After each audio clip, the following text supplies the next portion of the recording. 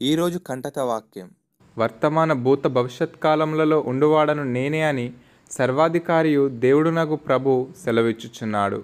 ప్రకటన గ్రంథము 1వ అధ్యాయం 8వ వచనం.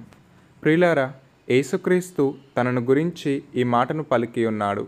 ఆయన ఈ సృష్టికి ముందే ఉన్నవాడు మరియు యుగయుగాలు ఉండువాడు అని ఈ వాక్యం ద్వారా మనం తెలుసుకోగలం. ఎవరైతే దేవుని వాక్యాన్ని విశ్వసిస్తారో వారే ఆ వాక్యం యొక్క ఆశీర్వాదాన్ని పొందుకుంటారు.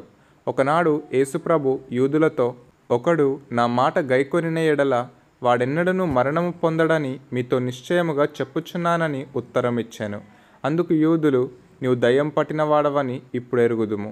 అబ్రహామును ప్రవక్తలను చనిపోయిరి, అయినను ఒకడు నా మాట గైకొనిన ఎడల వాడు ఎన్నడూ మరణం రుచి చూడడని నీవు చెప్పుచున్నావు. మన తండ్రి అయిన అబ్రహాము చనిపోయాను గదా, నీవు అతని కంటే గొప్పవాడవా? ప్రవక్తలను చనిపోయిరి, నిన్ను నీవెవడవని చెప్పుకొనుచున్నావని ఆయనను అడిగిరి. అందుకు యేసు, నన్ను నేనే మహిమపరచుకొనిన ఎడల నా మహిమ వట్టిది. మా దేవుడని మీరెవరిని గూర్చి చెప్పుదురో ఆ నా తండ్రియే నన్ను మహిమపరచుచున్నాడు.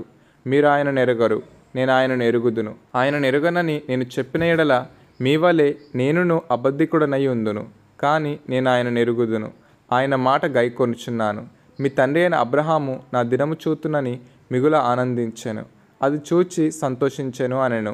అందుకు యూదులు, నీకింకను 10 సంవత్సరములైనా లేవే, నీవు అబ్రహామును చూచితివా అని ఆయనతో చెప్పగా, యేసు, అబ్రహాము పుట్టక మునిపే నేనున్నానని మీతో నిశ్చయముగా చెప్పుచున్నానెను. కాబట్టి వారు ఆయన మీద రువ్వుటకు రాళ్ళు ఎత్తిరి.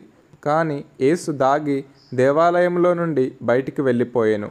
ప్రియులారా, యేసుక్రీస్తు దావీదు వంశంలో పుట్టినను ఆయన అబ్రహాము కన్నా ముందుగానే ఉన్నవాడని ఆయన మాటల వలన మనం గ్రహించగలం. మన కొరకు తన ప్రాణాన్ని పణంగా పెట్టినవాడు మనకెల్లప్పుడూ తోడుగా ఉంటాడని మనం తెలుసుకోవాలి.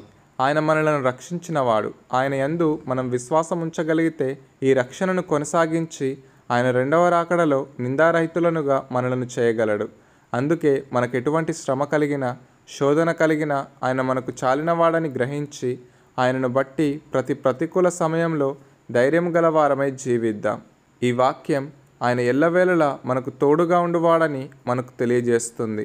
కనుక ఈ రోజంతా ఈ వాక్యాన్ని ధ్యానిస్తూ మన శ్రమలలో దేవుని యందు విశ్వాసం గలవారమై ఉందాం. అటువంటి అనుభవంలోనికి దేవుడు మనలను నడిపించునుగాక. ఆమేన్.